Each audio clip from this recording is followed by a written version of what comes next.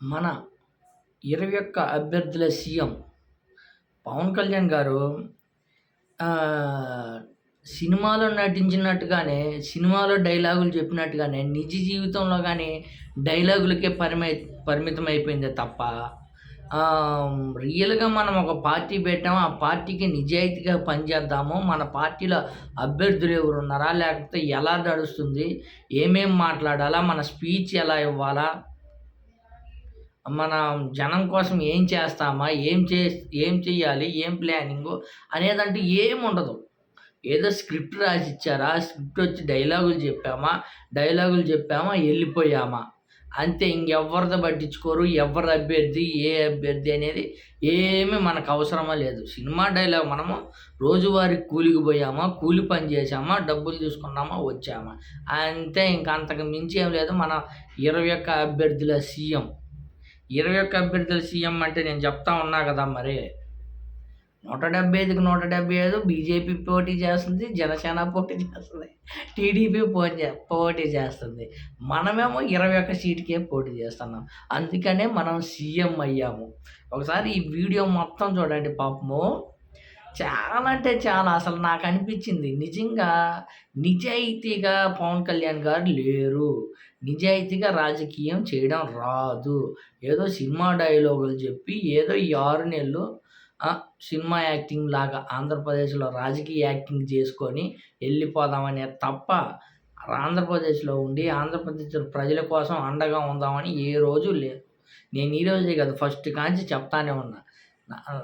మన జనసేన నాయకుడు power star Pawan Kalyan గారు నటిస్తున్నాడే తప్ప రాజకీయం చేయటం లేదు. ఇదొక రాజకీయ నటనే తప్ప మరొకటి లేదని స్పష్టంగా అర్థమవుతుంది. ఒకసారి ఇనండి. ఒకసారి ఇన్న తర్వాత బిట్లుగా క్లియర్‌గా నేను చూపిస్తా మీకు. రామచంద్రాపురం వాడి వేడి ఇప్పుడు అర్థమైంది. చూడండి. 3 గంటల క్రితం ప్రారంభమైతే దారి పొడవుతా మీ నీరాజనాలు, మీ ప్రేమాభిమానాలు సరిగ్గా 9:50కి వచ్చి మీకు స్పీచ్ సమయం తగ్గిపోయింది. ఎలక్షన్ కోడ్ ప్రకారం 10కి మించి నేను బయట ఎలక్షన్ కోడ్ ఉందని తెలుసుగా. 9:45 9ంటికల్లా మూసేస్తారని తెలుసుగా. ముందు రారు. ఏ సభకు ముందు రారు. టైం సెన్స్ లేదంటే పవన్ కళ్యాణ్ గారిని చూసి నేర్చుకోవాలి. టైం సెన్స్ లేదని. టైం సెన్స్ 100% పాటిస్తాడంటే జగన్ గారిని చూడాలి. టైం సెన్స్ లేదు, టైం సెన్స్ పాటించకూడదంటే పవన్ కళ్యాణ్ గారిని. ఏ సభకి టయానికి రారు. జనాలు ఇసుకెత్తి చిరాకు పుట్టి జనాలు వెళ్ళిపోయేదాకా రాడు. కూడా కనిపించకూడదు. ఇంకో మారు కుదిరితే ఇంకోసారి ఖచ్చితంగా వచ్చే ప్రయత్నం చేస్తాను. ఒకటే మాట ప్రభుత్వం మారబోతోంది. మన ప్రభుత్వం వస్తుంది. వైసీపీ అవినీతి కోటలు బద్దలు కొడుతున్నాం. ఒకటే మాట, కులాలను కలపాలి, సమాజాన్ని విచ్ఛిన్నం చేయకూడదు. నీకు అవకాశం ఉన్నప్పుడేమో గొడవ పెట్టుకొని ఈ రోజు రాజకీయ అవసరాల కోసం కలుపుకొని మళ్ళీ రాజకీయం చేయడం మంచిది కాదు ఈ యువతరానికి. ఇది ఎవరిదబ్బా? గొడవలు పెట్టుకుంది ఎవరు, మళ్ళీ కలుపుకుండేది ఎవరు? గతంలో బీజేపీ జనసేన కూటమిగా పోటీ చేసింది. తర్వాత గొడవ పడ్డది టీడీపీ జనసేన బీజేపీ విడిపోయి. మళ్ళీ ఇప్పుడు కలుస్తుంది ఏ పార్టీ? బీజేపీ జనసేన టీడీపీనే కదా. మరి ఇంకెవరు ఈ యువతరానికి మంచిది కాదంట. విడిపోయేది, గొడవ పడేది వీళ్ళు, మళ్ళీ మాట్లాడేది పవన్ కళ్యాణ్ గారు. యువతరానికి ఏ సంపద విడిచిపెట్టాం? యుద్ధము, రక్తము, కన్నీరు తప్ప, బాధలు, వేదము తప్ప, కళ్ళు తప్ప, పిరికితనం, మోసం తప్ప. సంపద వైసీపీకి, కష్టాలు మనకి. దోపిడీ చేసి వాళ్ళందరూ ఎక్కుతున్నారు. మనలో ధైర్యాన్ని చంపేస్తున్నారు. మీకు ధైర్యాన్ని నింపే నాయకత్వం వస్తుంది. నేను మీకు అండగా ఉన్నాను. మీ కష్టాలు నావి, మీ కన్నీళ్లు నావి. నేను మీకోసం పనిచేస్తాను. చూడండి, సినిమా డైలాగులు తప్ప మరొకటి లేదు. అయిపోయింది, స్క్రిప్ట్ అయిపోయింది. అంతవరకు ఆ పేజీ అయిపోయింది. ఇప్పుడు చూడు, పబ్లిక్ని చూపిస్తాడు ఆ కెమెరా వాడు.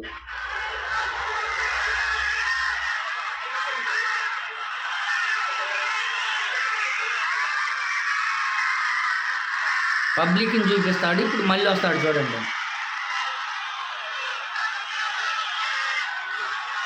మళ్ళీ కొత్త స్క్రిప్ట్. రామచంద్రాపురం నియోజకవర్గం మన జనసేన పోటీ చేయాల్సింది. కానీ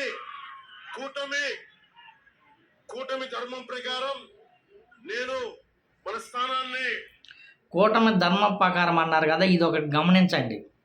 తెలుగుదేశం పార్టీకి ఇవ్వడం జరిగింది. ఎందుకంటే మనం 175 స్థానాల్లో జనసేన పోటీ చేస్తున్నట్టే, 175 స్థానాల్లో భారతీయ జనతా పార్టీ పోటీ చేస్తున్నట్టే, 175 స్థానాల్లో తెలుగుదేశం పోటీ చేస్తున్నట్టే.